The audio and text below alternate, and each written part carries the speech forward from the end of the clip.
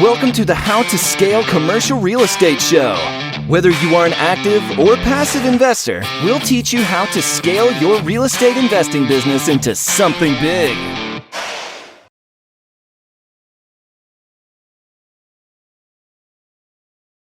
Hey, Daniel, welcome to the show.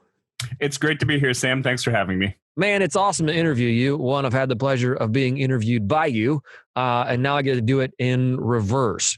So I'm super excited to have you on the show. I want to hear the brief story of what you're investing in now, where you started, and how you got there.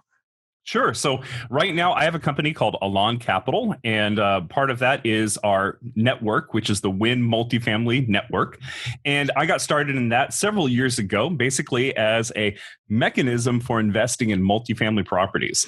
And we've been growing our network and growing the people that we work with that, sometimes they invest with us. Sometimes they're just learning from the group and investing on their own. But we've spent a couple of years building a network that can enable people and give people a safe place to learn and to do deals in multifamily. So that's what I've been up to. Gotcha. Now, did you originally have any other real estate investments, or did you go straight into multifamily? So I think that real estate has honestly always been in my blood. My earliest experience with it was my grandparents. When I was 10 years old, my grandparents passed away. And during that time, we had to figure out, what are we doing with their property, with their estate? They had a 120-unit apartment complex in Aurora, Illinois. And one of the things that started to really stick out to me was my grandfather worked at International Harvester. He was a mechanic for farm equipment. And he worked at that job his entire career until 60, 65-ish. I don't know exactly when he retired, but retirement age. And at that point, when he retired, my grandmother said to him, let's partner with your brother-in-law and go buy this apartment complex. And the thing that stuck out to me is that he worked his entire life at that job and didn't really create anything that was passed down in his family. And then once they acquired that apartment complex, once he retired, that's when he actually started making, a significant amount of income.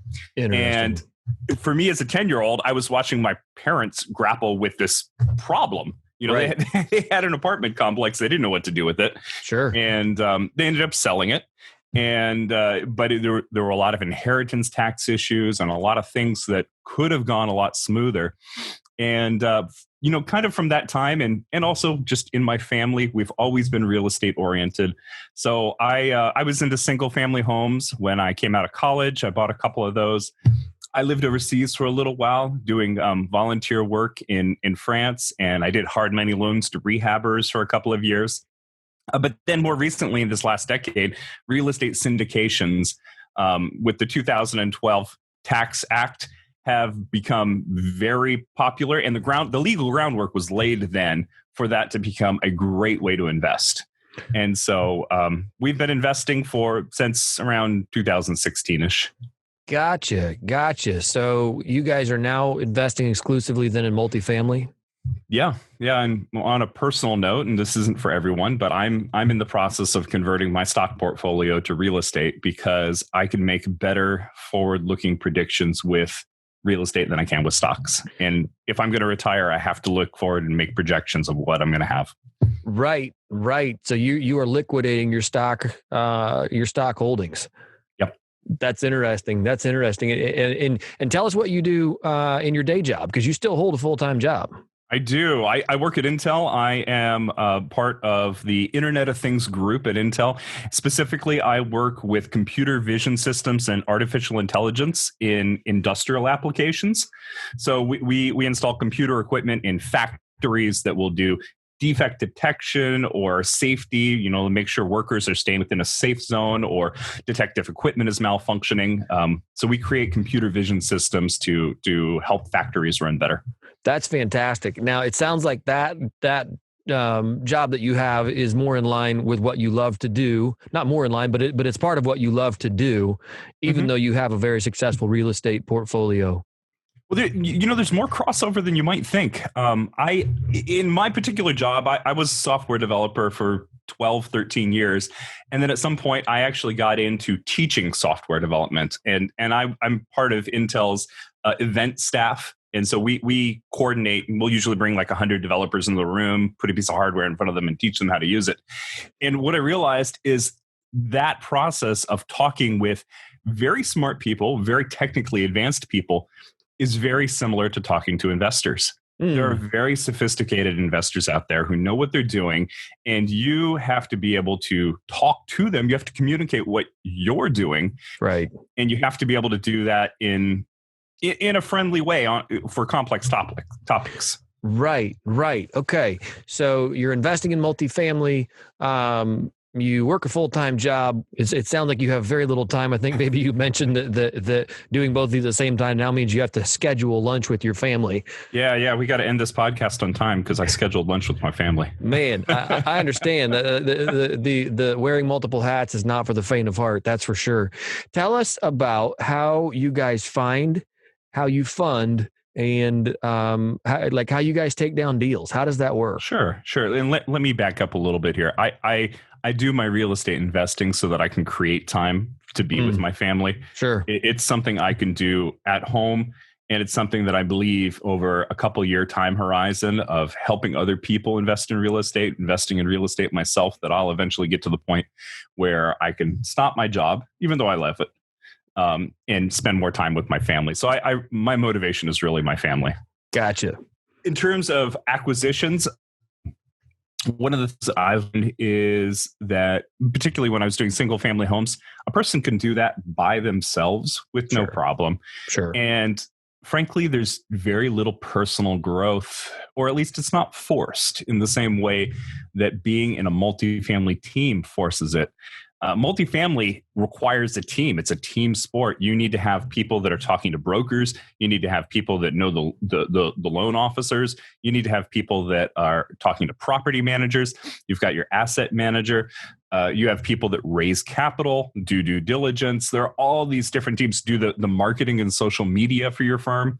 So there's a lot of opportunity for people with very different talents and personalities to come together into a team.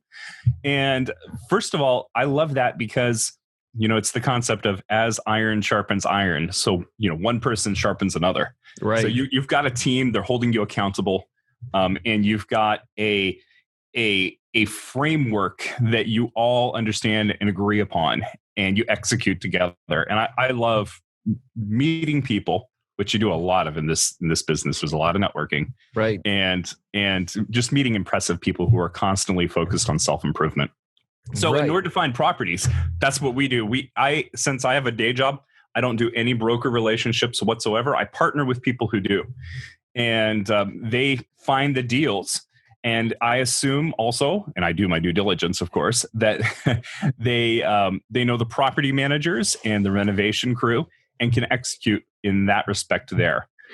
So I tend to do more due diligence, loan guaranteeing, working with investors, and then, of course, attending the asset management calls throughout the life cycle of the property. And I personally, my role is to write up the investor newsletters once a month and send them out, just so we keep everybody up to date on what we're doing.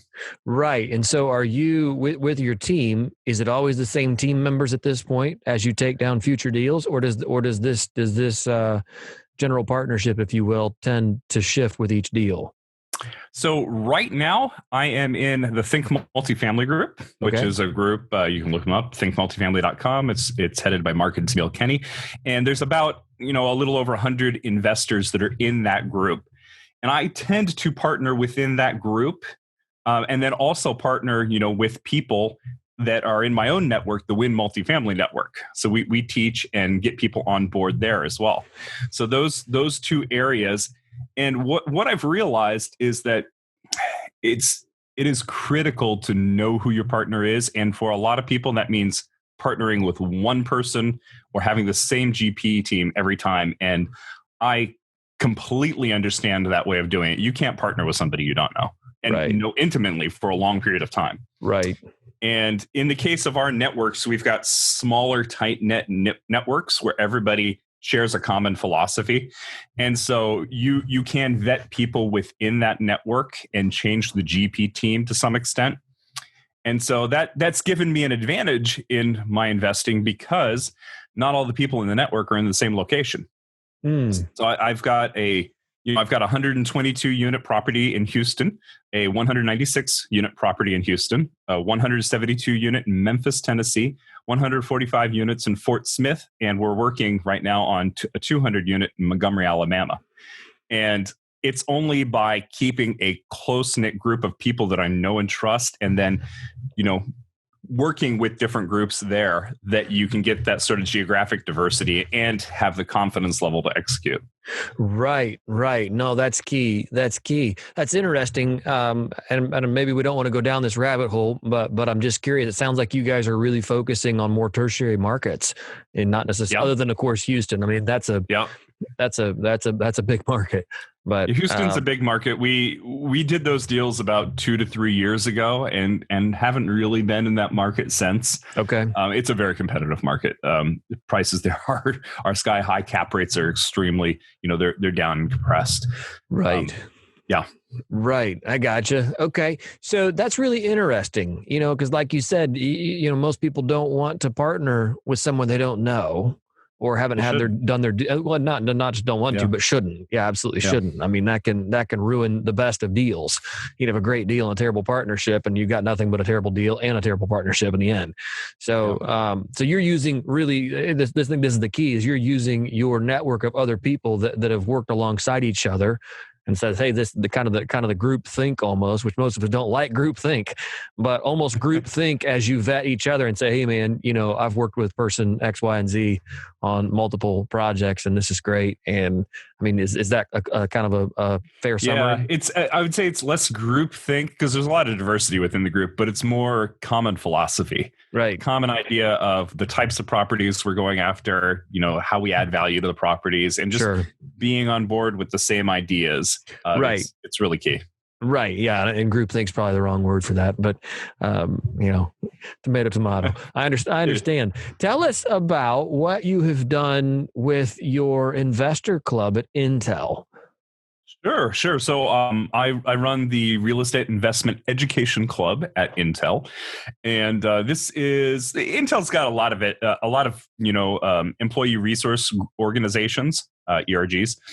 And they do everything from there's an Intel choir, there's Intel hiking groups, there's Intel there's communities for different ethnic groups. There's the Indian group, the Jewish group, et cetera, like that. So there's all sorts of organizations, and Intel's very supportive of employees having a great life balance. Right. And so in our particular case, there was a stock investment club and the startup investment club, two areas that high tech people tend to be in. Sure. And there wasn't a real estate club. So I went to HR and said, hey, you've got a stock club, you've got a startup club. I want to run the real estate club. And we've been bringing in guest speakers to speak every single Friday, noon Pacific, all year. We just did our 44th event this year. That's fantastic. So if you're listening to this and you work in a large corporation and there's no real estate investing club, you need to go to Daniel and get his blueprint for how to successfully launch one. Because how many members typically show up on your weekly calls? We've been averaging in between 160 to 200 on a given Friday. We've got our club list that we send event notifications out to is a little over 1,000 now. Wow, that's fantastic. Yeah. Are you allowed, does Intel allow you to share any of your deals with that club? No, absolutely not. There's no advertising, no sales pitches. It's purely educational. And that can be tricky because, right. I talk about multifamily and I love it. And people hear that and then they have to approach me. If they want to find out more about the types of deals that, we like to partner with people on. Sure. Right. I mean, that's fine.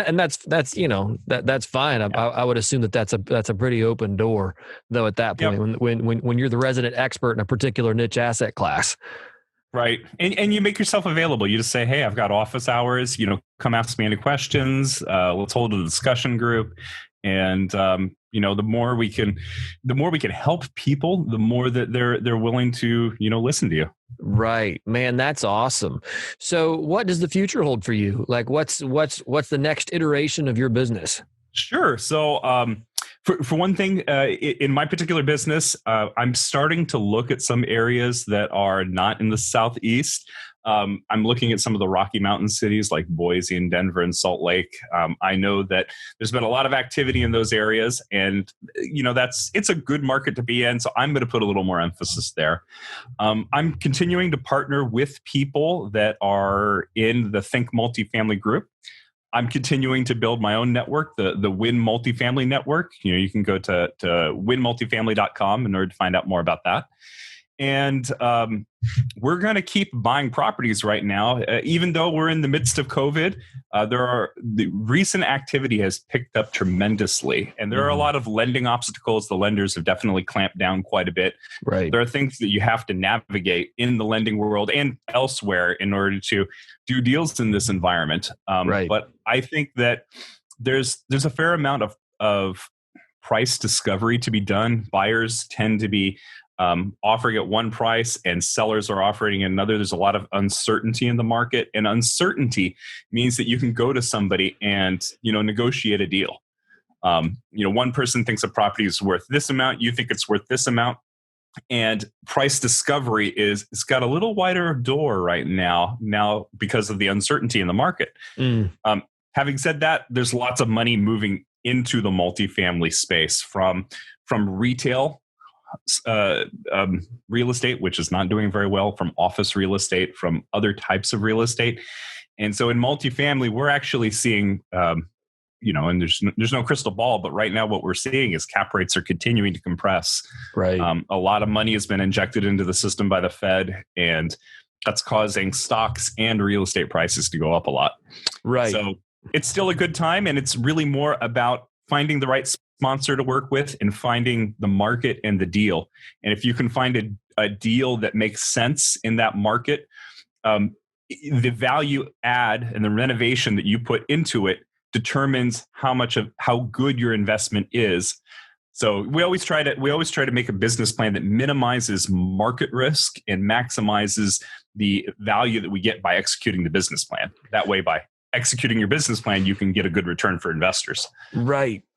And how I guess, you're doing your own syndications at this point, not just partnering with people in Think Multifamily or the Win Multifamily group, or you bringing in private investors on your own as well? Yeah. So we do bring in private investors. If you're interested in joining our investor list, go to winmultifamily.com and sign up for the investors list. I'll give you a short call just to get to know you and what your goals are and whether you're looking for income or appreciation or just getting to know you. I like to maintain personal relationships with people, and then we are continuing to focus on value add deals. So, yeah.